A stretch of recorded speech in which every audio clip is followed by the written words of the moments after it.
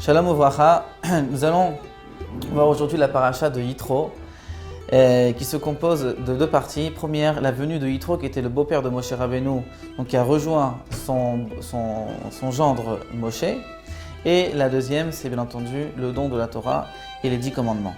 Alors la paracha commence par nous raconter la venue de Yitro qui était donc un habitant de Midian, qui était prêtre à Midian, qui après avoir entendu les miracles que Dieu a fait au peuple juif, qui avait entendu la traversée de la mer Rouge et la guerre que le peuple juif avait gagnée contre ce peuple Amalek, était donc venu émerveillé de connaître ce peuple et son Dieu.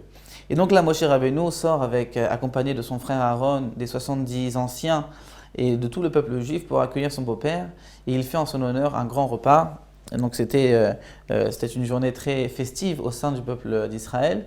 Et le lendemain, la Torah nous raconte que Moshe, comme à son habitude, s'est installé pour pouvoir répondre aux multiples questions posées par le peuple en ce qui concernait la Torah, les mitzvot.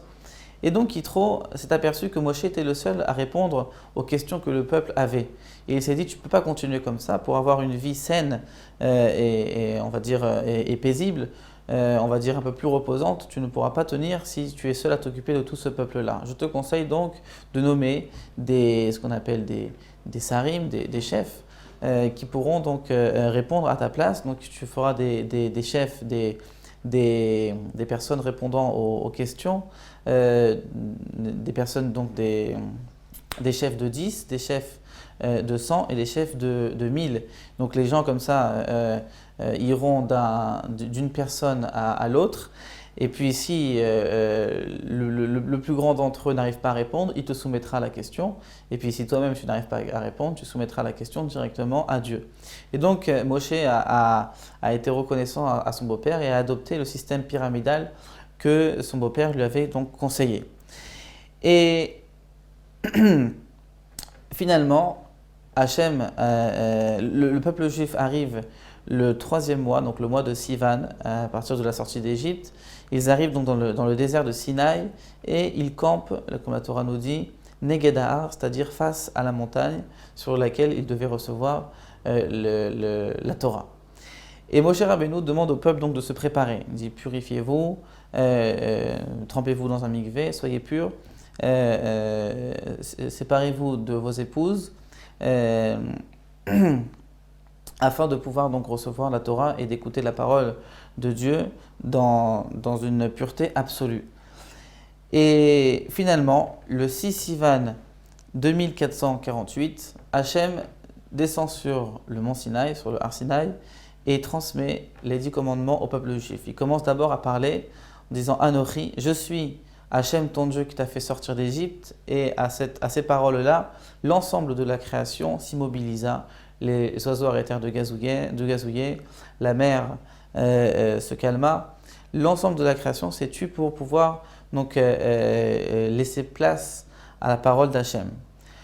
Ensuite, il prononça le second commandement qui est « Tu n'auras pas d'autre Dieu que moi ». Et après ces deux commandements, les Juifs ne purent plus résister à la puissance de cette transmission et ils dirent à Moshe, nos âmes quittent nos corps à chaque fois que Dieu parle. Donc continue à parler toi avec lui et nous écouterons les 8 autres commandements de ta bouche.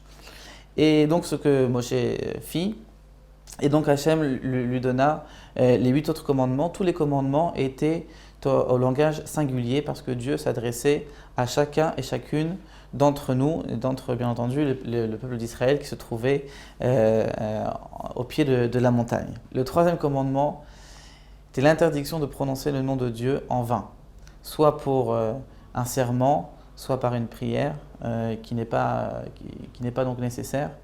Le 4e commandement est le respect du Shabbat.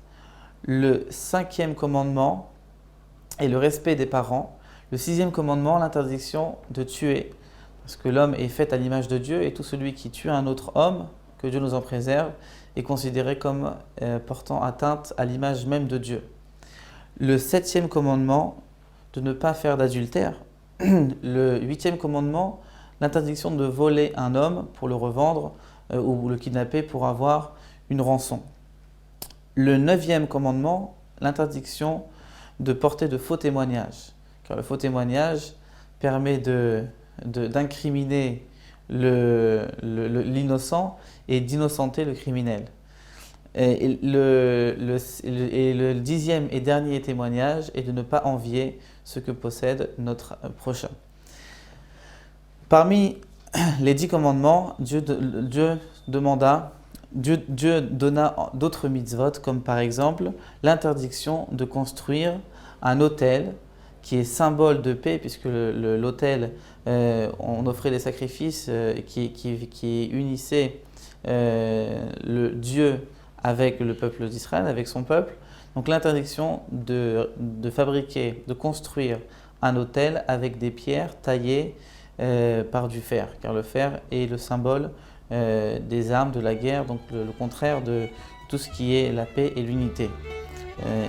La deuxième mitzvah qu'ils reçurent était l'interdiction de construire l'autel avec des marches, car l'autel est un endroit extrêmement sacré, extrêmement saint, et en faisant des marches, on peut faire des pas un peu grossiers, ce qui n'est pas, on va dire, dans le cadre saint de l'autel. Donc il fallait construire une rampe afin que le prêtre puisse accéder à cet autel. Voilà un peu comment termine notre paracha. Nous allons voir la semaine prochaine les autres lois qui ont été dites au même moment, au moment donc du don de la Torah. Shabbat Shalom.